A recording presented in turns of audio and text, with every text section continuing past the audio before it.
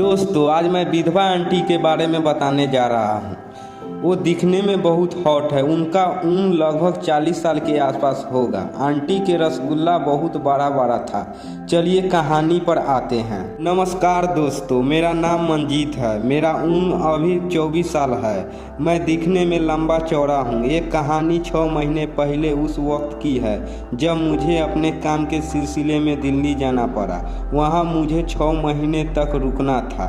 मैं दिल्ली गया और वहाँ कुछ दिनों कंपनी के रूम में रहा, लेकिन वहाँ मेरा मन नहीं लग रहा था। तो मैंने वहाँ पूछताछ की तो मुझे वहाँ एक वर्कर ने पास की एक बिल्डिंग में भाड़े का फ्लैट दिला दिया।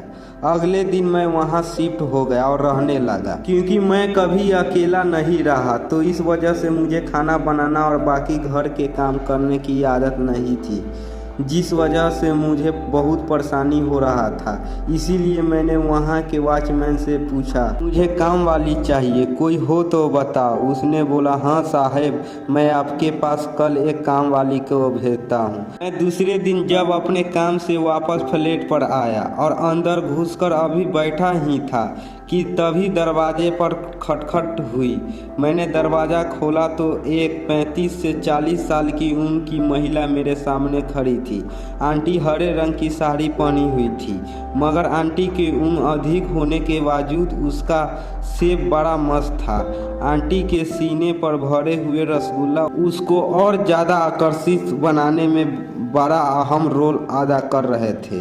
तो एक काम वाली थी जिसे शायद उसने वॉचमैन ने भेजा था। मैंने उससे पूछा, आप कौन है, क्या काम है? उसने बताया, साहब आपको काम वाली चाहिए थी, मुझे वॉचमैन ने बताया है। मैंने बोला, हाँ अंदर आ जा। मैंने उसे अंदर बुलाया और बिठाकर पानी दिया। उसने काम को लेकर बातचीत की, उससे सब काम समझाया। उसने काम करने के लिए हामी भर दी तो मैंने खुद से उसे 1000 रुपये एडवांस में दे दिए। मैंने उसका नाम पूछा तो उसने अपना नाम रेखा बताया।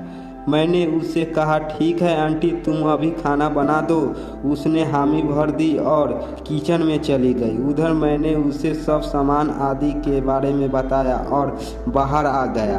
वो काम करने लगी, फिर तो 3 घंटे बाद चली गई। मैंने उसे जाते ही बोलता, उठाइए, और बैग बनाकर चुस्की लेते हुए आंटी मोटे मोटे रसगुल्ले को याद करने लगा। मैंने सोचा, आंटी के रसगुल्ले इतने बड़े हैं तो तरबूजे कितने बड़े होंगे। अब मेरा मन उन्हें चखने का करने लगा।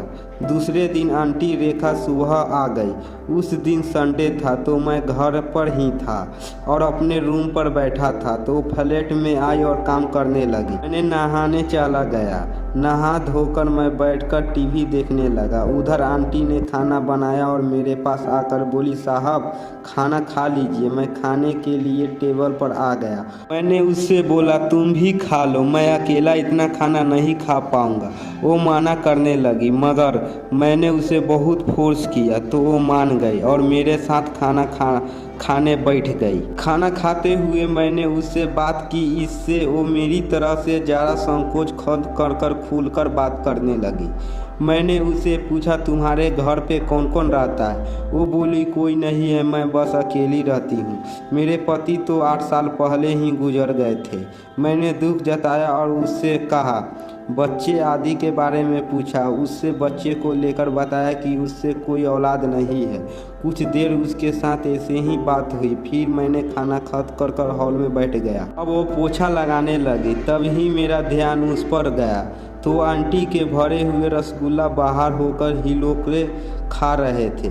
उसके रसगुल्ले के झलक पाते ही मेरी तीसरी टांग खड़ी हो गई, लेकिन मैंने खुद पर कंट्रोल किया और उसके सामने बाथरूम में जाकर अपना रस निकाल कर आ गया। शायद आंटी को भी अब मुझ पर शक हो गया था। उन्होंने मुझे पूछा, भी कोई परेशानी है क्या साहब? लेकिन मैंने कहा, नहीं, तुम अपना काम निपटा लो, और वापस लेट गया। ऐसे ही 3 से 4 दिन गुजर गए। एक दिन मैंने उससे पूछा कि तुम मेरे साथ ही रहो, मैं तो अकेले ही रहता हूँ। तुम फालतू में अपनी कमाई खर्च कर उस घर का किराया देती हो, जबकि तुम घर पर अकेले ही रहती हो। इस पर उसने पहले तो न बोला, बाद में मेरे बहुत जोर देने पर उन्होंने हाँ बोल दी। उसकी हाँ सुनते ही तो मुझे ऐसा लगा मेरी लॉटरी लग गई हो। मेरे मन में तो अब लड्डू फूटने लगे थे। कैसी लगी कहानी? अच्छी लगी तो दोस्तों के साथ शेयर जरूर कीजिए।